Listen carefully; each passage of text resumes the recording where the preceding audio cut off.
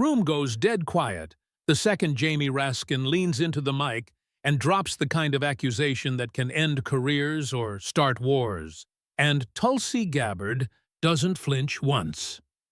No shouting, no theatrics, just a measured counterstrike that turns a Senate hearing into a public reckoning. Stay to the end. Subscribe now, because what she reveals next changes everything. The hearing room settles into a silence that feels engineered rather than accidental, the kind of silence that descends when everyone present understands that something irreversible is about to happen. Cameras hum softly, red lights steady, lenses trained on the witness table where Tulsi Gabbard sits with her hands resting flat on polished wood, fingers relaxed, unmoving. There is no nervous energy, no twitch, no performative breath control, only the stillness of someone trained to wait for orders in places where impatience gets people killed. Her dark blue suit fits with military precision, pressed clean, sharp, without being flashy. And the small American flag on her lapel catches the overhead lights just enough to be noticed. Across the chamber, the seal of the Senate Intelligence Committee looms from the marble wall like a silent observer. A reminder that this room exists for power, not comfort. Jamie Raskin leans forward into his microphone as if stepping onto a familiar stage, wire-rimmed glasses reflecting the glare of studio lights meant for national television rather than deliberation. His gray hair is slightly disheveled in the careful way that signals approachability, the curated academic messiness of a man who has spent decades perfecting how seriousness should look on camera. A blue blazer hangs open over a white shirt, no tie, a visual cue meant to soften authority and suggest sincerity, the professor who cares more about principles than hierarchy. When he speaks, his voice fills the chamber with practiced ease, confident, performative, shaped by years of lecture halls and cable news panels. This is his element. Accusation framed as inquiry. Moral certainty delivered as constitutional concern. "Madame Director," he begins, and the word director lands heavy in the room, a title that cannot be ignored even when the speaker would prefer to. "Your record is deeply concerning," he says, and pauses just long enough for the cameras to tighten their focus, for the audience at home to lean forward. He lists his charges with the rhythm of someone who expects no resistance: Russian propaganda talking points, meetings with Bashar al-Assad, undermining American foreign policy, questioning intelligence agencies. He speaks of her departure from the Democratic Party as if it were a confession, alignment with extremists as if it were a proven fact rather than an assertion. Then he delivers the line meant to define the moment, the suggestion that her history reflects sympathy for America's adversaries. A question posed as an indictment. The room waits for her reaction.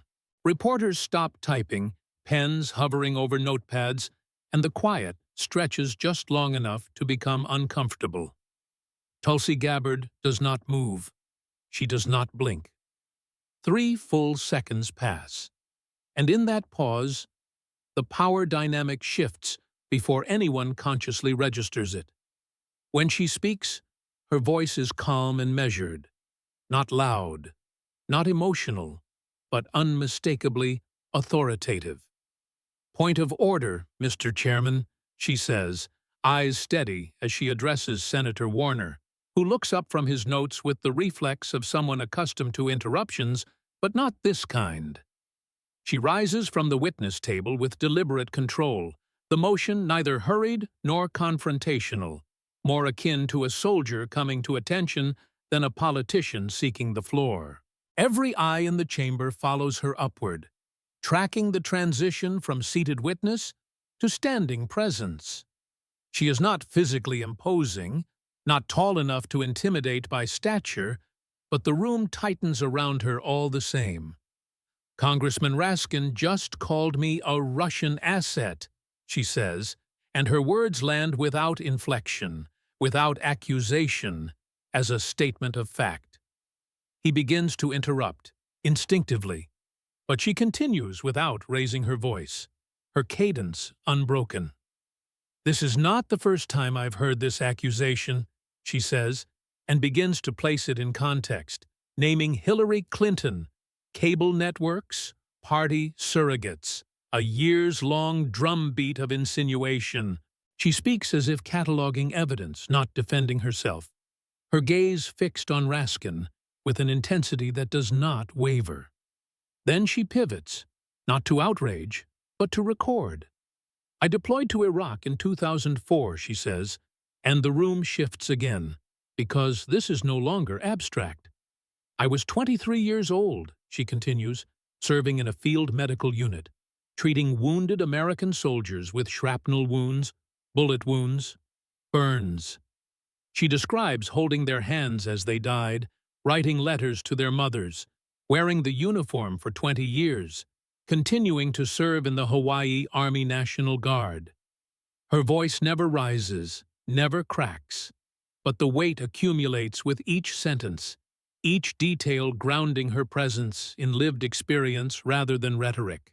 She does not ask for sympathy, and none is offered because she is not asking. "I hold a top-secret, sensitive, compartmented information clearance," she says, explaining the level of scrutiny required. The background checks passed, not once but repeatedly. She references her Senate confirmation as Director of National Intelligence, the bipartisan vote count delivered without emphasis, as if numbers speak for themselves. Then she stops. The pause is intentional, a space carved into the air for the next move. "So I'm going to ask you directly, Congressman Raskin," she says, and the title is sharp now, no longer collegial. "Do you have evidence that I am compromised by a foreign government? Do you have proof that I am a Russian asset? Do you have anything beyond your party's talking points?" The questions are delivered without haste, each one distinct, each one closing off escape routes. The room is completely silent, the kind of silence that amplifies absence rather than sound. Raskin shifts in his chair, posture tightening as he reaches for clarification, insisting he did not use the word asset, only that her statements echo certain narratives. She does not let him finish. "You implied treason," she says, and the temperature drops, her tone hardening without becoming aggressive. "Against a combat veteran, against a sitting director of national intelligence, that is not a casual accusation," she continues, outlining the gravity of what such claims imply. She lets the implications hang: prosecution, imprisonment, consequences no one in the room wants to name aloud. Then she asks again, "Evidence now, or retract?" Raskin looks to his colleagues, to the familiar faces that usually provide reinforcement, but none meet his eyes. Papers suddenly become fascinating, notes demand attention, and the isolation is visible even from the gallery. He begins to explain that his statements were based on her public positions, but the explanation lacks momentum, lacking conviction. Tulsi nods slowly, a gesture that reads as acknowledgement rather than agreement. "Let's discuss those positions," she says, and the hearing crosses a threshold. She speaks of opposing the Iraq war she fought in, of seeing lies and waste firsthand, of young Americans dying for weapons that did not exist. She takes a single step forward, away from the witness table, entering the open space of the chamber, the symbolic center of confrontation. She speaks of opposing regime change in Syria, of Libya's collapse, of endless wars sold as necessity and delivered as failure. Another step forward. She contrasts her experience with his, battlefield versus classroom, blood versus theory, reality versus abstraction. She does not shout, does not insult. But the comparison is devastating precisely because it is understated. She stops several feet from him, close enough that the cameras capture both faces in the same frame.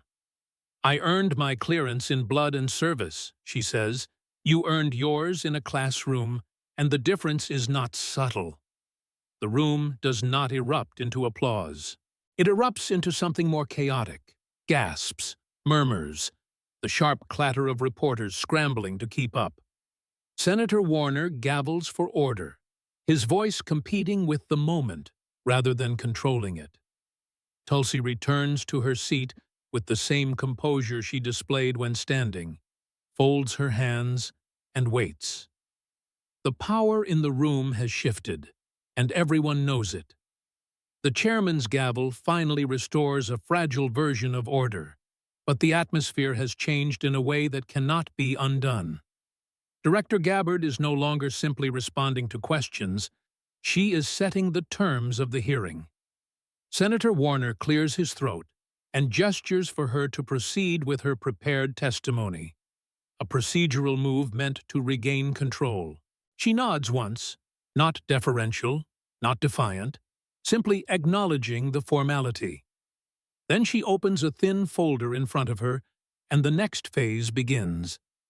"Before I became Director of National Intelligence," she says, "something happened to me that I want this committee and the American people to understand." Her voice is steady again, the command presence now wrapped in precision rather than confrontation. She gestures subtly, and the screen behind her lights up with an official document bearing Transportation Security Administration letterhead. The room leans forward collectively, instinctively recognizing the shift from rhetoric to paper. This is evidence territory now, not opinion. "On July 24th, she continues, "I was flying from Hawaii to Texas for a campaign event. I arrived at the airport, checked in, and approached the TSA checkpoint like any other American citizen." She describes being pulled aside for secondary screening, escorted to a separate room, questioned without explanation.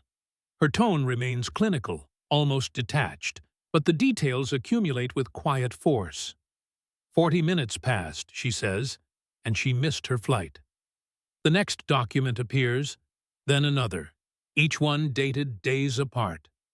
"This happened again and again and again," she says, "every single flight for 3 weeks.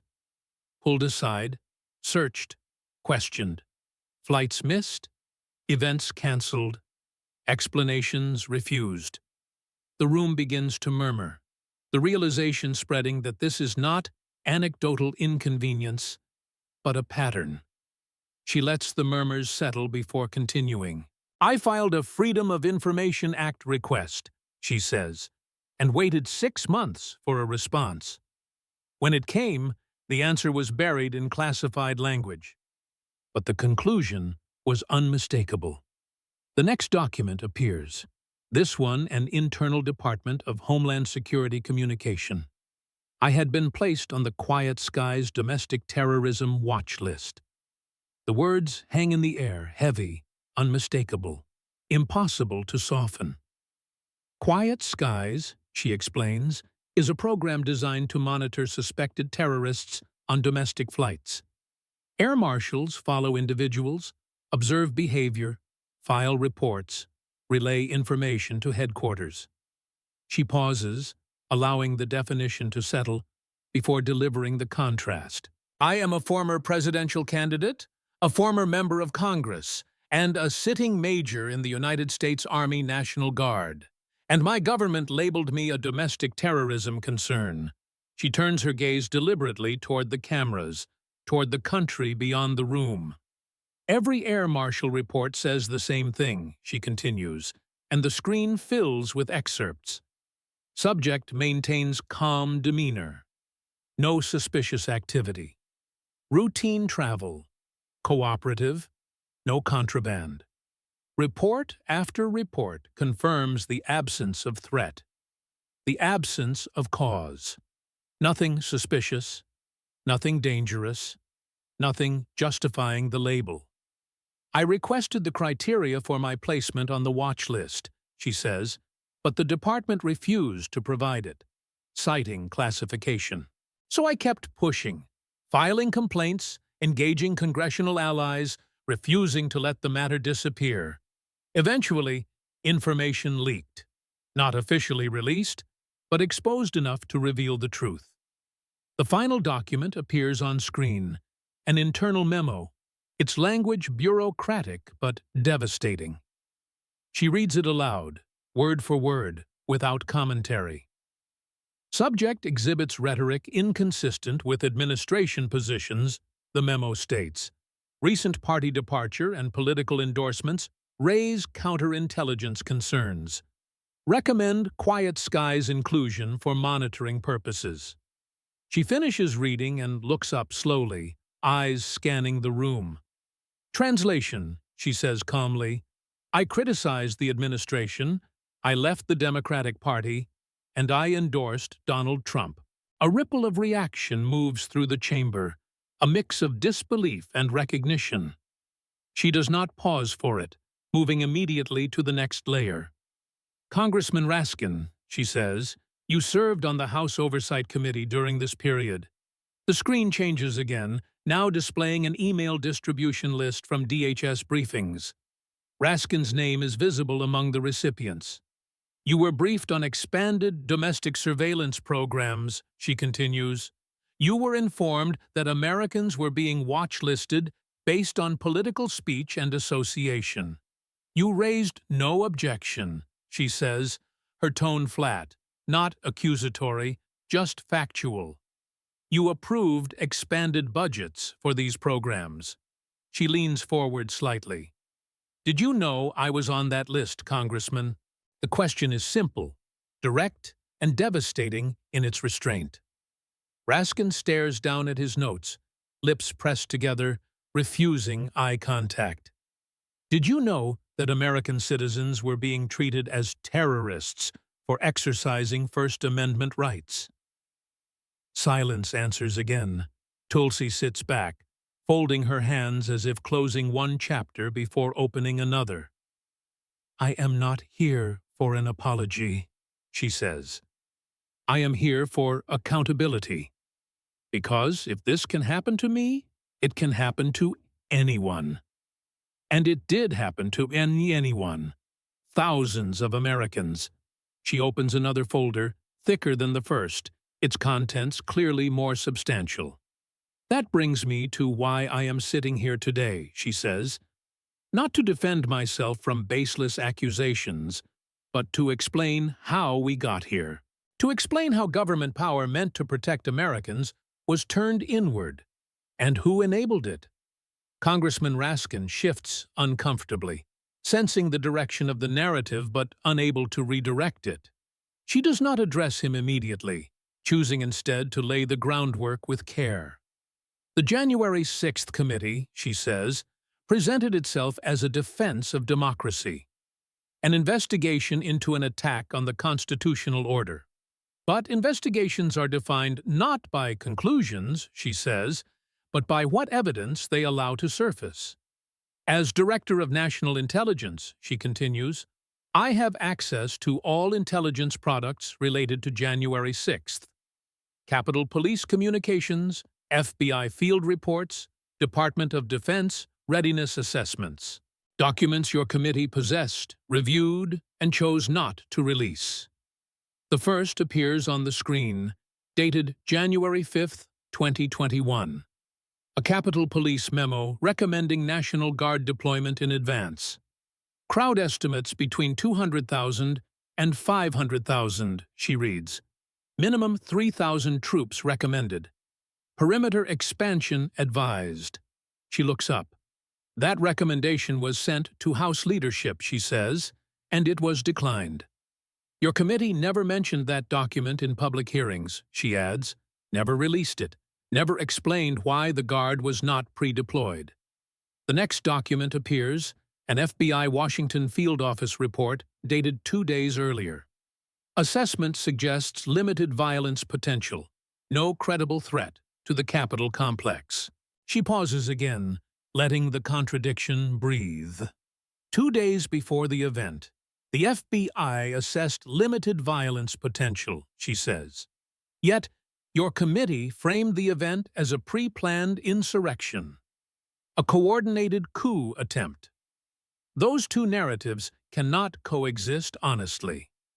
She advances to the next display, a detailed timeline of National Guard deployment requests. Minute by minute, denial by denial, delay by delay. 2 hours pass on the screen while officers are assaulted and the building is breached. Authorization finally arrives long after it is needed. Your committee blamed the wrong people, she says quietly. She does not raise her voice, does not dramatize the point. She lets the documents do the work, each one undermining the previous certainty. The silence in the room grows heavier, more uncomfortable. This is no longer a partisan clash. It is an exposure of process. And the process is failing under scrutiny. She turns back to Raskin now, her expression unreadable. You had these documents, she says. You chose not to show them, because they complicated your narrative. And narratives, she says, are easier to sell than truth. The next document appears without ceremony, but its effect is immediate. Internal Committee correspondence, marked attorney-client privilege, dated June 2022. Tulsi reads slowly, deliberately, every word audible in the chamber. Discussion regarding FBI informant and undercover agent presence on January 6th. Recommendation: do not emphasize in public hearings, could undermine narrative, focus on leadership prosecutions. She lets the final sentence linger before looking up. That memo came from your chief investigative counsel, she says, directing you to conceal federal presence in the crowd. The room stirs, not loudly, but with a palpable shift, as senators exchange glances. Raskin opens his mouth to object, then closes it, calculating, already behind. Tulsi does not wait for permission to continue. How many FBI informants were in the crowd that day, Congressman? She asks. The question is simple, numerical, not ideological. Raskin looks down, fingers gripping the edge of the desk, refusing to answer.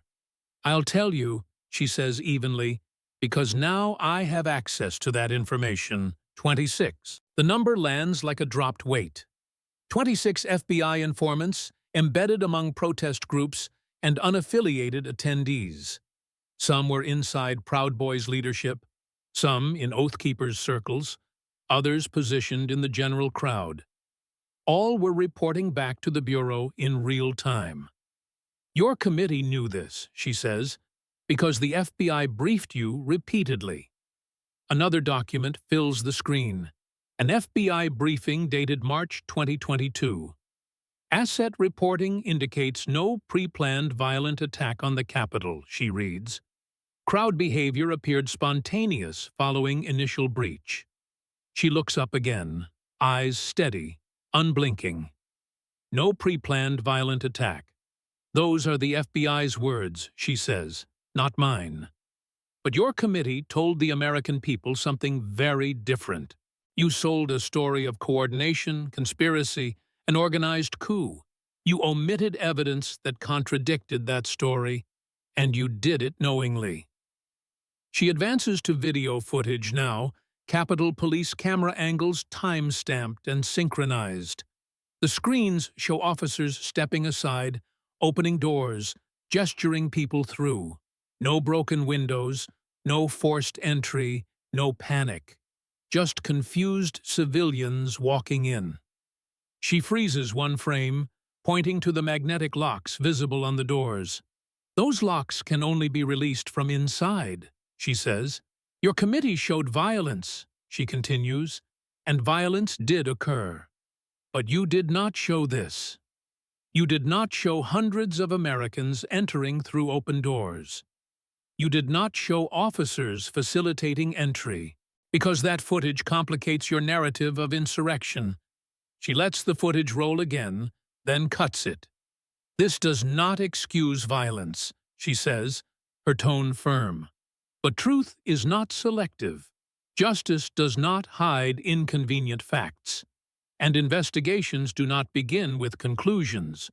She shifts to another folder, this one containing photographs of defendants. Faces fill the screen, ordinary, unremarkable, unmistakably human. A grandmother from Wisconsin, a veteran from Texas, a small business owner from Florida. Charged, prosecuted, bankrupted, some imprisoned. For walking through open doors, for standing on the floor, for being present. 673 Americans charged, she says. Many for trespassing alone.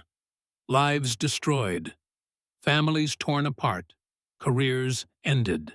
All while evidence that might have helped them sat in your committee files. She pauses, allowing the weight of that realization to settle. This is not accountability, she says quietly. This is vengeance.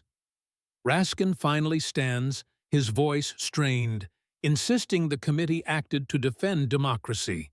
Tulsi turns toward him slowly, deliberately, as if assessing a threat. You conducted a show trial, she says, not an investigation. You protected a narrative at the expense of truth. And you did it under the banner of the Constitution. The room is silent again, but this silence is different. It is no longer anticipation. It is recognition. Tulsi returns to the witness table, opens the largest folder yet, and lifts it slightly so the cameras can see. A comprehensive audit, she says, of domestic surveillance programs ordered in my first 60 days as director. The findings are disturbing. 47,000 Americans placed on government watch lists. Not foreign terrorists, not international criminals. United States citizens living within our borders. Over half added between January 2021 and December 2024. The criteria for inclusion appears on the screen. Attendance at January 6th rally or related events. Social media posts critical of government policies. Association with certain political movements. Donations to disfavored candidates. All protected activity under the First Amendment. She flips another page, photos appearing again. Grandparents, veterans, nurses, teachers, truck drivers. Pulled aside at airports, questioned, monitored, labeled threats without charges, without due process. This system was built, she says, and it was built deliberately. She turns back to Raskin one final time before closing the folder. Your committee recommended expanding this surveillance, she says, lowering thresholds, broadening definitions, monitoring rhetoric. You turned intelligence agencies inward. You weaponized them against citizens. The accusation hangs without flourish, without dramatics. It does not need embellishment. The evidence has already done its work. Tulsi sits back, hands folded, composed once more. The room remains silent, waiting for what comes next. The silence stretches until it becomes unbearable. And when Tulsi Gabbard finally stands again, it is not to argue, but to conclude what the evidence has already made unavoidable. She moves to the center of the room, not hurried, not theatrical, occupying the space with the calm inevitability of someone who has already finished the fight. Her voice, to me, when she speaks, is no longer directed at a single congressman, but at the country watching through the lenses lining the walls. This is not about personal vindication, she says. It is about institutional failure and the consequences of abusing power.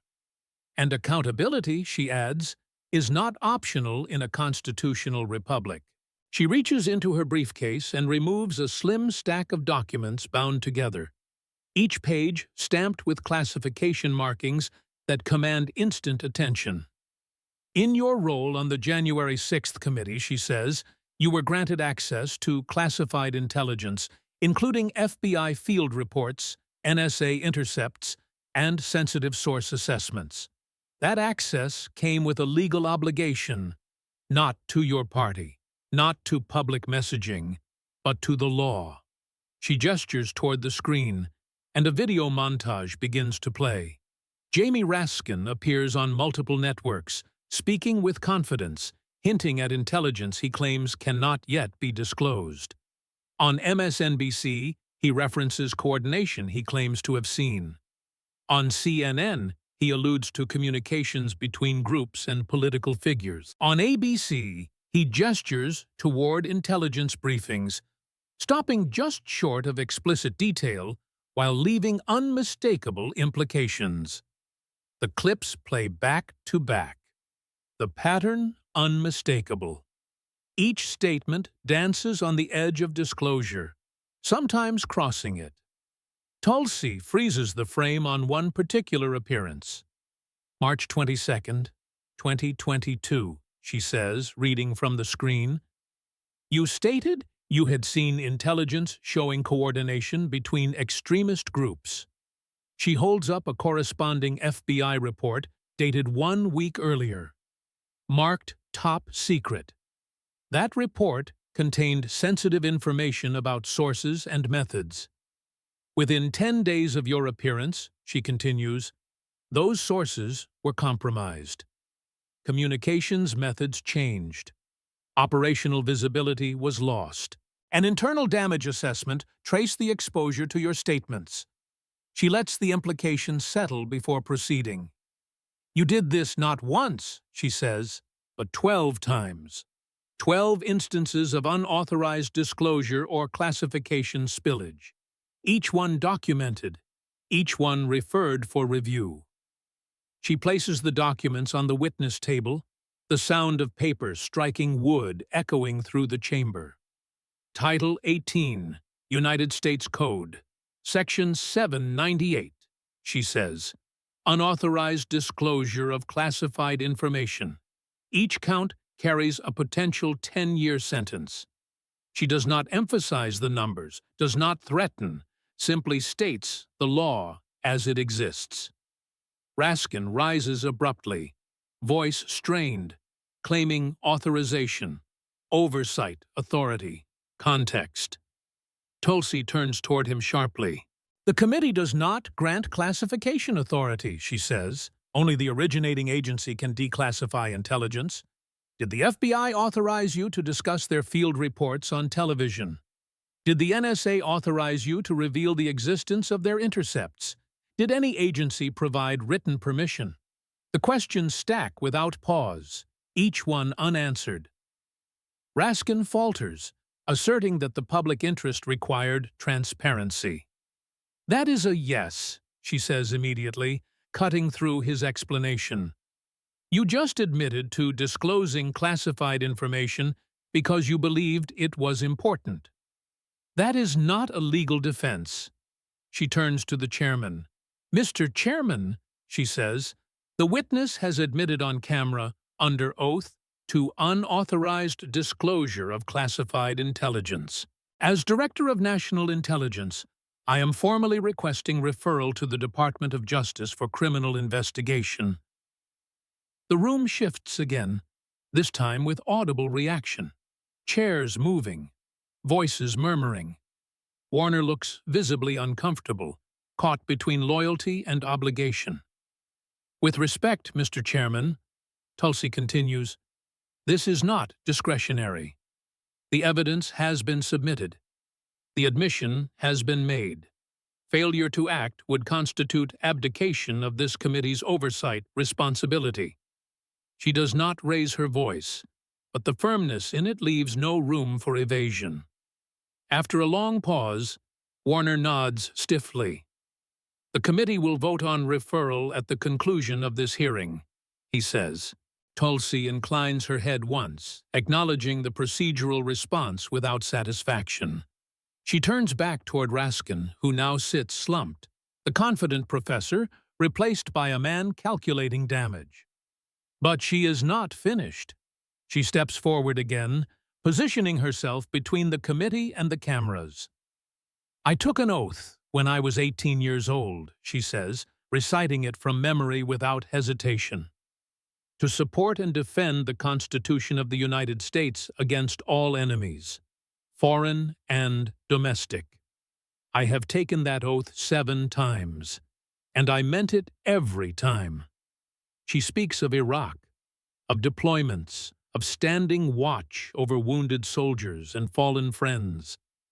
She speaks of Congress, of repeated re-elections, of renewing the same promise again and again. "The oath did not change," she says, "even as offices and uniforms did. The obligation remained the same." She looks directly at Raskin. "You took that oath too, Congressman," she says. "Support and defend the Constitution. Not your party, not your narrative, not your career. The Constitution." She enumerates the amendments violated in cold sequence. The First Amendment, protecting speech, dissent, association. The Fourth Amendment, protecting against unreasonable searches and surveillance. The Fifth Amendment, guaranteeing due process and presumption of innocence. "You violated them all," she says, "not in theory, but in practice.